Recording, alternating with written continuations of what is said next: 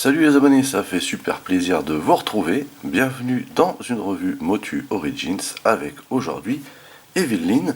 Evil-Lyn ici réédité dans sa version jouet, on parle de coloris bien sûr. Evil-Lyn qui est également la copine de Skeletor, pensez-en ce que vous voulez, mais aussi le côté obscur de Teela. C'est en fait l'équivalent de Teela mais du côté des forces du mal. Voilà, donc devant nous, dans ce magnifique blister type vintage qu'on va regarder tout de suite de plus près. Donc comme d'habitude, Masters of the Universe, Evil-Lyn, ici ça a été dépunché pour les plus de 6 ans. On nous indique comme d'habitude ici qu'il y a une bande dessinée incluse. On voit ici la pépette dans son conditionnement, très jolie, avec les couleurs de l'époque, mais en mieux quand même. Faut bien se l'avouer, c'est quand même plus fin et plus détaillé qu'à l'époque. C'est officiel, c'est Mattel. On voit derrière, bien entendu, la petite BD et aussi le matos. Vous voyez, toujours scotché dans le dos là. Et au dos, justement, on a ici une très très belle illustration de Evil-Lyn, justement. Voilà, avec son sceptre et puis une tête à faire fuir. Voilà. Ici, dans l'encadré et dans d'autres langues, on nous indique toujours qu'il y a une bande dessinée d'incluse. Là, on nous montre qu'on peut mettre l'accessoire dans sa main, c'est le minimum. Et ici, on nous indique également que c'est articulé. Et enfin, tous les personnages disponibles sur cette vague. Voilà. Et bien entendu, comme d'habitude, les blabla, les logos, les précautions, tout ça. Donc, je retire tout de suite la pépette de son conditionnement et on se retrouve juste après. Tout d'abord, comme pour les autres figurines, on a le petit comic à l'intérieur. Donc celui-là, on va pas s'éterniser dessus puisqu'on l'a déjà vu plusieurs fois. Et on a donc ici Evil-Lyn dans sa version jouet, c'est-à-dire aux couleurs qu'on pouvait l'avoir à l'époque, mais par contre, au niveau du mold, ça n'a plus rien à voir. Faut bien se l'avouer. On a quelque chose de beaucoup plus fin, de beaucoup plus féminin et de bien proportionné.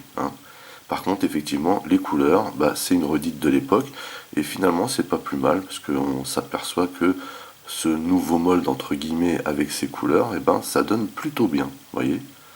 Donc, du coup, on va la regarder de plus près, à commencer par son visage.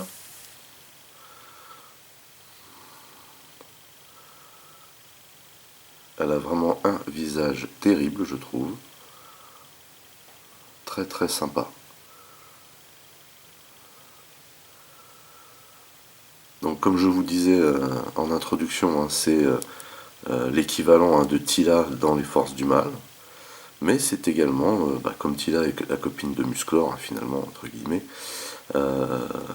Evil-Lyn est la copine de Skeletor. Voilà. Chacun sa copine. On a vraiment un superbe mold féminin. Faut avouer que les figurines des personnages féminins de cette gamme, donc Motu Origins, sont vraiment terribles, vraiment terribles. Très très réussi. Ici donc on voit le fameux casque, on va appeler ça comme ça, d'Evil-Lyn avec le petit crâne au-dessus là, ça pète, vraiment ça pète.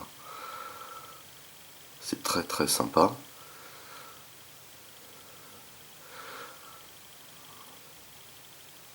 Ici donc au niveau du buste, on a quelque chose de très ressemblant au mold de Teela.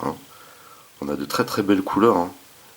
Vraiment c'est propre, le mold est vraiment sympa. Bon ici on a des petits bavouillous quand même. Faut pas charrier, mais dans l'ensemble c'est plutôt propre. Pour une figurine à 17 balles, j'ai envie de vous dire que on est bien servi. Alors le truc qui est pas cool par contre c'est ça, vous voyez. Ça passe pas trop. On a les bracelets de force ici, au niveau des bras, au niveau des avant-bras, très très stylé, il y a toujours des petits molds sympas dessus. On a de très très beaux dessins. Les jambes avec cet effet, vous voyez, de genoux là, qui est vraiment classe. Et les boots qui font très très Conan le barbare.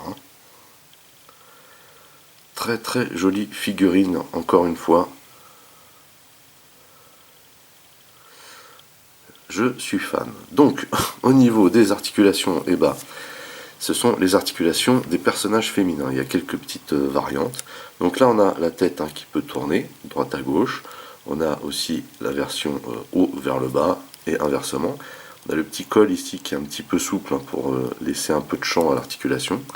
Ici on a donc le bras qui peut tourner de cette manière. On a la possibilité de lever comme ceci. Il y a un léger ratchet. On a une rotation ici au niveau juste au-dessus du coude. Et on peut plier ce fameux coude à 90. Voyez. Et ici on a une rotation du poignet. Et également on peut lever et baisser la main. On a ici deux mains quasi identiques où on peut, qui sont des mains fermées. Voyez. On a une rotation ici à la taille.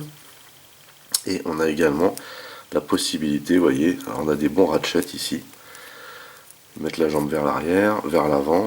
Ici, on voit le mécanisme. Donc on n'a pas de rotation à cet endroit-là. Par contre, on en a une au-dessus, enfin juste au genou. Et d'ailleurs, on peut plier ce genou comme ceci. Et il faut faire attention avec la rotation, parce que si vous pliez le genou, vous pouvez aussi le plier comme ça. Et là, c'est rupture des ligaments croisés. Voilà. Donc ici on a une autre rotation à la mi-mollet, c'est-à-dire à hauteur de la botte. Et on a aussi la rotation des pieds qui donne une inclinaison différente, vous voyez, selon comment vous tournez. On peut aussi baisser et lever le pied. Voilà. C'est un peu plus difficile sur les figurines féminines. Et on a également, hein, comme d'habitude, un petit trou sous les pieds, vous voyez, pour pouvoir plugger la figurine sur un playset ou un véhicule. Voilà. Donc très très jolie figurine d'Evelyn, franchement elle pète. J'aime beaucoup. Et ce coloris donne vraiment très très bien. Alors Evelyn a un accessoire, il s'agit de son sceptre. Très très joli sceptre avec une couleur de bleu qui est vraiment classe et qui pète, hein, vraiment flashy. Seul regret c'est que ils auraient pu faire un effort de peinture sur la partie boule ici. Mais bon, voilà, c'est toujours pareil. Hein. Si dès qu'on commence à mettre des détails, il y a des coûts de production supplémentaires et donc vous payez plus la figurine le même prix après. Et c'est pas dans l'esprit Mattel. Voilà. Donc très très joli. Et bien entendu, on peut l'adapter sur les mimines. Comme ceci. Alors là, pour le coup, ça passe sur les deux, hein, vous voyez, puisque la deuxième aussi est fermée. Mais vous voyez que ça claque. Mais vraiment quoi. Très très très stylé cette figurine.